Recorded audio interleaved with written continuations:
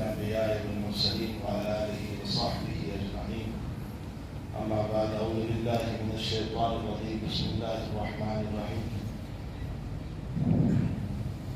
ضرب الله مثلا قرية آمنة مطمئنة يأتيها رزقها رغدا من كل مكان فكفرت بأنعم الله فأذاق الله لباس الجوع والخوف بما كانوا يصنعون. صدق اللہ العظیم. بزرگان محترم، معزز بھائی اور دوستو عزیزو، قرآن کریم کسی بستی، کسی سوسائٹی، کسی ملک، کسی جگہ کی ایک مثال قرآن میں بیان کر رہا ہے. اللہ تعالیٰ قرآن میں فرماتے ہیں مثال ہے اس بستی کی جس کو ہم نے برآمن دے رکھا تھا. آمنتم مطمئنہ، برآمن دے رکھا، بڑے اطمینان کی زندگی وہ گزارتے ہیں. کیسا اطمینان؟ اطمینان نام ہے دلوں کے سکون کا. خوب یاد رکھیں، اطمینان اسباب کا نام نہیں ہے. انسان دنیا بھر کے اسباب اختیار کر لیں، اس کو اطمینان سکون نہیں کہتے. میں نے جگہ جگہ ایک بات کہی ہے کہ ایک انسان پیسوں کے ذریعے سے بہترین بیڈ اور بستر خرید سکتا ہے، نیند نہیں خرید سکتا. نیند اللہ کی طرف سے. انسان اپنے پیسوں کے ذریعے سے اعلیٰ قسم کی دوائیں خرید سکتا ہے، شفا نہیں خرید سکتا. شفا اللہ. انسان اپنی طرف سے بہترین مکان، شاندار بنگلہ، اس کا فرنیچر، اس میں اے سی، ساری چیزیں رکھ سکتا ہے، لیکن سکون نہیں خرید سکتا. سکون اللہ کی طرف سے، رب کریم کی طرف سے. وہ ذات سکون دینے پر آتی ہے تو چٹائی پر سکون ملتا ہے. وہ ذات سکون دینے پر آتی ہے تو ایک معمولی سے بستر پر سکون. وہ ذات سکون دینے پر آتی ہے تو چند کولیوں پر سکون مل جاتا ہے. وہ سکون اور شفا دینے پر آتی ہے تو چپتی راکھ پر سکون مل جاتا ہے اور شفا مل جاتا ہے. اور اگر وہ ذات سکون دینے پر نہیں آتی، شفا اس کی طرف سے مقدر نہیں ہے، تو ساری کائنات کے اسباب اختیار کر لو، کچھ نہیں ہوگا. تو حقیقت یہ ہے کہ اللہ تعالیٰ قرآن میں کسی جگہ کی مثال بیان کر رہا ہے. یاد رکھو، اللہ نے نام نہیں لیا. ضرب کا لفظ آتا ہے مثال کے لیے. یہ ایک مثال ہے. ہو سکتا ہے وہ میرے مکان کی مثال ہو. قرآن کوئی نام نہیں لیتا ہے کہ کس جگہ کی وہ مثال بیان کرتا ہے. ہو سکتا ہے وہ میرے مکان کی مثال ہے. ہو سکتا ہے وہ ہماری اس بستی کی مثال ہے. ہو سکتا ہے وہ ہمارے اس ملک کی مثال ہے. ہو سکتا ہے. ضرب اللہ مثلا، اللہ ایک مثال بیان کہ ہم نے ان بستی والوں کو مطمئنہ، بڑا اطمینان دیا تھا. من کل مکان، ہر طرف سے. کیسا؟ من کل مکان کا معنی اوپر، نیچے. آسمان بھی ان کے لیے خوش تھا کہ بارشیں برسا رہا. قریۃ آمنۃ مطمئنۃ یاتیھا رزقھا رغدا من کل. چاروں طرف سے آسمان خوش تھا، بارش برسا رہا. زمین ان کے لیے قربان تھی کہ اپنی باہوں کو کھول دیا. کیا کیا انہوں نے؟ فَأَذَاقَهَا اللَّهُ. کیا کیا؟ لیکن فَكَفَرَتْ بِأَنْعُمِ اللَّهِ. فَكَفَرَتْ بِأَنْعُمِ اللَّهِ. اللہ کی نعمتوں کی ناشکری کی. مجھے آج اسی پر دو باتیں کہنا ہے. ناشکری. فَكَفَرَتْ بِأَنْعُمِ اللَّهِ. اللہ کی نعمتوں کی ناشکری. ناشکری بدترین عمل ہے. ناشکری بدترین عمل ہے. ناشکری کے تین طریقے. امام غزالی نے لکھا ہے کہ ناشکری 3 طرح پر ہوتی ہے. ایک زبان سے ہوتی، ایک دل سے ہوتی. دل سے ناشکری کا مطلب اللہ کی نظر میں اپنا مقام بہت سمجھ لینا. اس کی مثال، میری نماز کے باوجود اللہ نے مجھے اتنا رزق کیوں دیا؟ گویا میری اوقات بڑی ہونی چاہیے. میری عبادتوں کے باوجود میرے گھر میں بیماریاں کیوں دی؟ معلوم ہوتا ہے میری عبادت میں میری اوقات کی اللہ تیرے وہاں بلند ہونی چاہیے. میری زکات، میرے صدقات، میری خیرات، ان تمام کے باوجود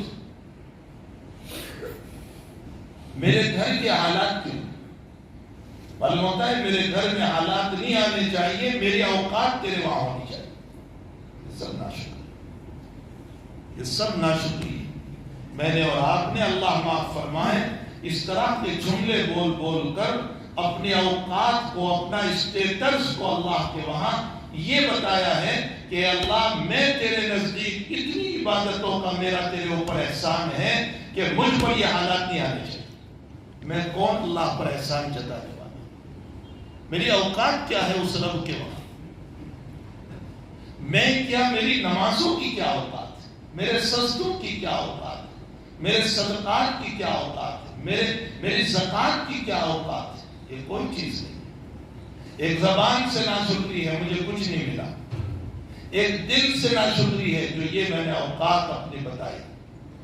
اور تیسرا اپنے جسم سے ناشکری ہے کہ اس رب کی نعمتوں کو کھا کر میری آنکھیں گناہ کر رہی ہیں، میرا دماغ گناہ کر رہا ہے، میرے ہاتھ گناہ کر رہے ہیں، میرے پاؤں گناہ کر رہے ہیں. یہ سب گناہوں میں ملوث، یہ بھی اللہ کی ناشکری.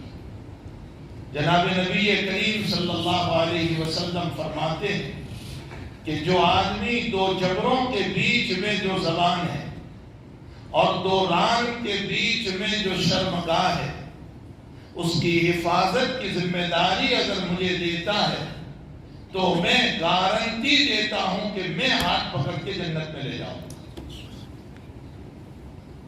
اور سب سے زیادہ برائیاں زبان اور شرمگاہ، اور اس زبان اور شرمگاہ کے پیچھے میرا دل ہے، اور میرے دل کے پیچھے میرے خیالات ہیں، اور میرے خیالات کے پیچھے میری بے حیائی ہے. میں جب بے حیائیاں فلمیں دیکھ رہا ہوں، میں ناجائز چیزیں دیکھ رہا ہوں، میں گندی چیزیں دیکھ رہا ہوں، میرا خیال، میرا دماغ، میرا ذہن غلط چل رہا ہے. اور جب میرا دماغ غلط چل رہا ہے تو پھر میرا قلب اسی کے مطابق سوچ رہا ہے. اور جب قلب اس طرف چل رہا ہے تو پھر میرا پورا باطن بھی اسی کی طرف جائے. تو یہ 3 طرح کی ناشکریاں ہیں رب کریم کی. ایک زبان سے ناشکری، نمبر 2 ایک دل سے ناشکری، نمبر 3 ایک باڈی سے ناشکری. آپ غور فرمائیں کہ حضرت ایوب علیہ السلام اللہ کے پیغمبر ہیں، نبی ہیں، اور ان پر مصائب کا وہ پہاڑ ٹوٹا ہے کہ بیماری کی کوئی جڑ ایسی باقی نہ رہی جو حضرت ایوب پر نہ اتری ہو. بیماریوں کی حد ہو چکی تھی حضرت کے اوپر، لیکن ان تمام بیماریوں کے باوجود حضرت کی دل سے تو ناشکری بہت دور، باڈی سے، جسم سے ناشکری بہت دور، زبان سے کبھی اف نہیں.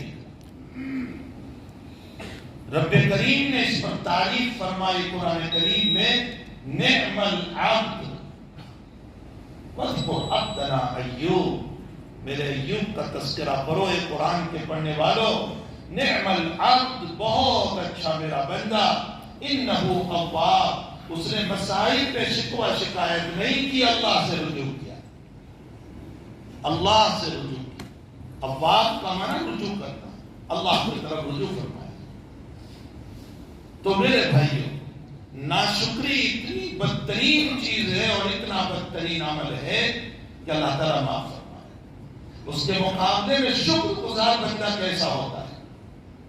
شکر گزار بندہ زبان سے جگہ جگہ پر اللہ کی تعریف، کھانے بیٹھا ہے الحمدللہ الذی اطعمنا وسقانا وجعلنا من المسلمین، استنجا سے نکلا الحمدللہ الذی اذهب عنی العدا وعافانی، اے اللہ پیٹ میں گیا تو بھی تیرا شکر، اگر تو بند کر دیتا تو دنیا کی کوئی طاقت نہیں اٹھا سکتی۔ وہ نلکی لگتی پھر ناک سے اور اس نلکی سے لکوڈ ڈالا جاتا اور گلا سوکھتا رہتا اور پانی پینے کے محتاج اور پیٹ نہ بھرتا اور اسی حالت میں زندگی گزرتی۔ تو اے اللہ تو نے اندر جو داخل کروایا اس پر بھی تیرا شکر، الحمدللہ الذی اطعمنا وسقانا۔ اور اے اللہ اگر باڈی میں بدن میں وہ چیز رہ جاتی اور نہ نکلتے فضلات تو بھی میرے لیے بڑا مسئلہ ہو جاتا کہ میں ڈاکٹروں کے پاس دوڑتا رہتا، بے چین پریشان حالات مسائل کے اندر ہوتا۔ رب کریم تیرا فضل اور تیرا کرم ہوا کہ اللہ تو نے میرے بدن سے فضلات کو، گندگی کو استنجا کے راستے سے نکال دیا، الحمدللہ الذی اذهب عنی العدا وعافانی۔ مجھے ایک جملہ یاد آیا، ابو داؤد شریف میں ہے غفرانک، غفرانک بھی ہے، غفرانک الحمدللہ الذی اذهب، اے اللہ میں تجھ سے معافی چاہتا ہوں۔ بھئی معافی کس پر ہے؟ کیا استنجا کرنا گناہ تھا؟ پھر معافی کس پر؟ علامہ انور شاہ صاحب کشمیری رحمۃ اللہ علیہ نے لکھا ہے معافی اس پر کہ اللہ مجھے ہر وقت تجھ کو یاد کرنا چاہیے تھا لیکن میں استنجا خانے میں تجھے یاد نہ کر سکا، میں معافی چاہتا ہوں۔ غفران، میں تجھ سے معافی مانگتا ہوں کہ میں تجھے وہاں یاد نہ کر سکا۔ اذهب عنی العدا وعافانی، یہ مومن کی شان ہے۔ بہلول رحمۃ اللہ علیہ بہت بڑے ولی کامل بزرگ گزرے، ہارون رشید کے زمانے میں تھے۔ ہارون رشید کو بادشاہت ضرور ملی تھی لیکن رونے والا دل بھی ملا تھا۔ آج تو چند پیسے کیا مل جاتے ہیں کہ رونے والا دل تو بہت دور کی بات، نمازیں بھی نہیں ہوتی۔ آج چند پیسے کیا ملتے ہیں، مقام کیا ملتا ہے، عہدہ کیا مل جاتا ہے کہ اللہ کے باغی بن کر زندگی گزارتے، نماز تک ان سے ادا نہیں ہو، وہ نماز بھی ادا نہیں کرتے۔ بہلول ہارون رشید کو بادشاہت جہاں ملی تھی وہیں پر ہارون رشید کو رونے والا دل بھی ملا، بڑا رونے والا تھا ہارون رشید، بہت رونے والا۔ امام ابو یوسف رحمۃ اللہ علیہ اس زمانے کے قاضی القضات تھے، چیف جسٹس تھے، اور اسلامی نقطۂ نظر سے سب سے پہلے چیف جسٹس کا لقب، قاضی القضات کا لقب جس کو ملا ہے وہ ابو یوسف علیہ السلام، جو امام ابو حنیفہ کے بڑے شاگرد، بہت بڑے شاگرد، اور ہارون رشید نے یہ لقب دیا تھا۔ اور خود ہارون رشید کا مقدمہ ابو یوسف کے پاس پہنچا، ایک دیہاتی نے، ایک کانوڑی آدمی نے یہ کہا کہ میری زمین ہے جس پر بادشاہ نے قبضہ کر رکھا۔ تو دیہاتی دعوے دار تھا، اسلامی نقطۂ نظر سے دعوے دار کو گواہ پیش کرنے ہوتے۔ امام یوسف نے فرمایا گواہ ہے، فرمایا گواہ۔ تو کہا میں ہارون رشید سے قسم لوں، اس لیے کہ جب مدعی کے پاس گواہ نہیں تو مدعا علی سے قسم، فرمایا لے لیجیے۔ ہارون رشید نے قسم کھا کر کہا کہ یہ میری زمین، بس قسم پر فیصلہ ہو گیا، زمین ان کو دے دی۔ لیکن امام ابو یوسف ساری زندگی روتے رہے، فرمایا کہ مقدمہ آیا، میں نے فیصلہ بھی کر دیا ہارون رشید کی قسم پر، لیکن مجھے افسوس اس بات کا رہا کہ جب مجرم کچہرے میں آتا ہے تو پھر وہ بادشاہ ہو یا رعایا ہو، اس کو کچہرے میں کھڑا کیا جاتا ہے۔ میں نے ہارون رشید کو کرسی پر بٹھایا، یہ میری قضاء و قضات کے خلاف ہے، قیامت میں رب کریم نے اسی پر پوچھ لیا تو میں کیا جواب دوں؟ اسی پر امام ابو یوسف ساری زندگی روتے رہے، اسی پر روتے رہے، لیکن مسئلہ ہو گیا۔ تو بہلول سے بڑے تعلق تھے، ہارون رشید ایک مرتبہ بہلول پہنچے، پانی منگوایا، بہلول نے پیا اور ہارون رشید پی رہے کہ ابھی کا ٹھہر جاؤ، اگر یہ پانی تیرے حلق میں نہ اترے، بند ہو جائے جانا، تو بتا تو کیا کرے گا، کیا دے گا تو کہا ڈاکٹر جو مانگے گا وہ دوں گا۔ تو کہا اگر ڈاکٹر تیری آدھی حکومت مانگے، تو ہارون رشید نے کہا میری جان حکومت سے زیادہ پیاری ہے، میں دے دوں گا۔ اچھا پیے، پانی پیا، اس کے بعد کہا اچھا اب اگر یہ پانی بدن سے نہ نکلے، پیشاب بند ہو جائے اور کوئی راستہ نہ ہو، اور ڈاکٹر تجھے کہے کہ میں تیرا علاج کرتا ہوں، تو کیا تو کروا دے گا؟ اس نے کہا بالکل۔ کہا اگر وہ آدھی حکومت مانگے تو؟ کہا بالکل میں دینے کے لیے تیار ہوں، میری جان حکومت سے زیادہ پیاری ہے۔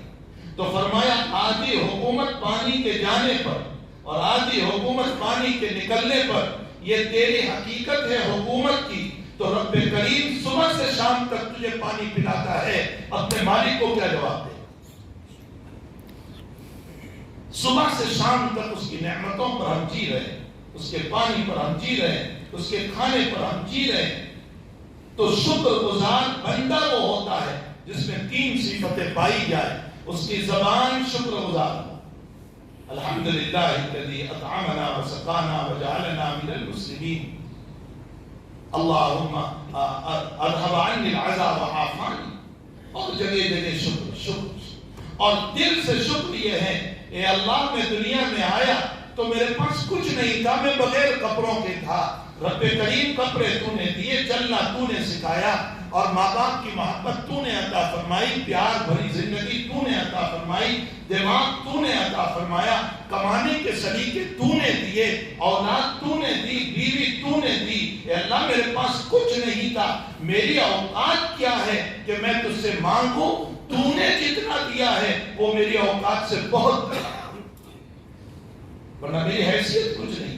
یہ ہے شکر گزار۔ اور ناشکرے کا میں نے پہلے بیان کیا کہ ناشکرہ کیا کہتا ہے دل سے، اے اللہ میں اتنی نماز پڑھتا ہوں اور تو نے اتنا ہی دیا مجھے۔ اپنی اوقات بتا رہا ہے اللہ، اپنی نمازیں بتا رہا ہے، اپنی تعلیم، اپنا پڑھنا پڑھانا، اپنی تبلیغ، اپنے گشت، اپنی نمازیں، اپنی تہجد اللہ کو بتا رہا ہے کہ اللہ میری اوقات وہ ہونی چاہیے کہ میں تبلیغ کا ذمہ دار، میں شیخ الحدیث، میں مفتی، میں تہجد گزار، میں بڑا عابد، میں بڑا زاہد، میں نمازی، میں صدقہ کرنے والا، اور تو نے مجھ کو اتنا ہی دیا، گویا میرا مقام تیرے وہاں بہت بڑا ہونا چاہیے۔ یہ ناشکرہ ہے۔ اور شکر گزار وہ ہے جو یہ کہتا ہے اے اللہ میری کوئی اوقات نہیں ہے، جو تو نے دیا یہ میری طاقت، ہمت اور اوقات سے بہت زیادہ ہے۔ اور نمبر 3، اپنے بدن کو صحیح استعمال کرنا اللہ کے لیے، اپنی آنکھ صحیح استعمال ہو، اپنا دماغ صحیح استعمال ہو، اپنا پیٹ صحیح استعمال ہو، اپنی زبان صحیح استعمال ہو، اپنے ہاتھ صحیح استعمال ہو، یہ بدن کا شکر ہے۔ اللہ تعالیٰ قرآن کریم میں ایک جگہ فرماتے ہیں ما یفعل اللہ بعذابکم ان شکرتم وآمنتم، کتنے پیار بڑے جملے میں وہ کہہ رہا ہے، ما یفعل اللہ بعذابکم ان شکرتم وآمنتم وکان اللہ شاکرا علیما۔ اللہ تمہیں عذاب دے کر کیا کرے گا اگر تم شکر گزار بندے بن جاؤ۔ ان شکرتم وآمنتم، اور مجھ پر ایمان لے آؤ، وَقَانَ اللَّهُ شَاكِرًا عَلِيمًا، اللہ کہتا ہے جب تم میرے شکر گزار بنتے ہو نا تو تم کو میں نے وجود دیا، میں خالق، میں مالک، میں پالنہار، لیکن پھر بھی میں تمہارا شکر ادا کروں گا۔ وہ رب ہمارا شکر ادا کرے، ہم کون سے ایسے ہو گئے کہ وہ اللہ ہمارا شکر ادا کرے۔ وَقَانَ اللَّهُ شَاكِرًا عَلِيمًا۔ تو میرے بھائیوں، شکر گزاری اللہ کی بہت بڑی نعمت۔ قرآن میں اللہ تعالیٰ نے ایک قوم کا واقعہ بیان کیا ہے کہ ہم نے ان کو باغات دیے تھے، اور باغات کے دونوں نہریں تھی بیچ میں، اور نہر کے اوپر درخت تھے کھجوروں کے اور انگور کی بیلیں تھی، اور گریپس کی بیلیں تھی، اور وہ ایک ڈیم بنایا تھا انہوں نے، بند بنایا تھا، اور اس کے اندر سے پانی آتا تھا، اور وہ اپنے باغات کو سیراب کرتے تھے، اور ان کے باغات کیا تھے، ان کے فارم تھے، وہ اس میں رہتے تھے۔ وجنتین جنتین ذواتي اکل خمط واصل وشیء من سدر. اللہ نے ایک نقشہ کھینچا ہے کہ میں نے اس قوم کو شاندار باغات اور فارم دیے تھے اور نہریں بہتی تھی اور اس کے اوپر ایک ڈیم سے پانی چلتا تھا، لیکن جب وہ میرے ناشکرے بنے اور میری عبادت کو ادا نہیں کیا اور زبان بھی ناشکری بنی اور دل بھی ناشکرا بنا اور بدن بھی ناشکرا بنا، تو ہم نے کیا کیا؟ جس ڈیم کو نعمت بنایا تھا اسی ڈیم کو ہم نے توڑ دیا. اور کیسے توڑا؟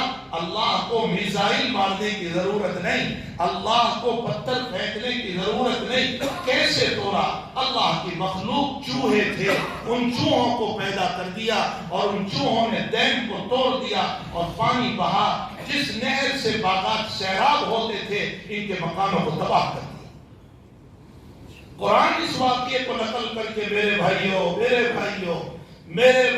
قرآن اس واقعے کو نقل کر کے قرآن پڑھنے والوں کو یہ کہہ رہا ہے، یاد رکھو جن نعمتوں کو میں نے دیا ہے تم ناشکرے بنو گے، میں اسی نعمت کو تمہارے خلاف ہلاکت کا ذریعہ بنا دوں. پھر وہی دولت ہلاکت کا ذریعہ، پھر وہی مکان ہلاکت کا ذریعہ، پھر وہی عزت ہلاکت کا ذریعہ، پھر وہی تمہارا سکون جو ہے وہ ہلاکت کا ذریعہ، میں اس کو بدل دوں گا. اور رب کریم ساری باتوں پر قادر ہے. تو اللہ تعالیٰ قرآن میں ایک مثال بیان کر رہا ہے کہ آمنۃ مطمئنۃ یأتیہا رزقہا رغدا من کل مکان. چاروں طرف سے ان کی آمدنی ہو رہی تھی، دکانیں چل رہی تھی، باغات تھے، کھیتوں سے آ رہا تھا، آسمان سے بارش برس رہی تھی، کھیت لے رہے تھے، کاروبار بڑا آباد تھا، سورسز چاروں طرف سے خوب آباد تھے. من کل مکان.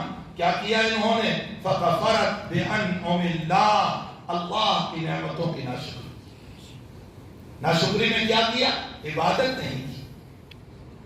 اپنا مقام اللہ کے وہاں اپنے اوقات کو بہت بتانے لگے. ہم تو بہت بڑے ہیں، ہمیں ابھی اتنا ملنا چاہیے، ابھی اتنا ملنا چاہیے، ابھی اور ملنا چاہیے.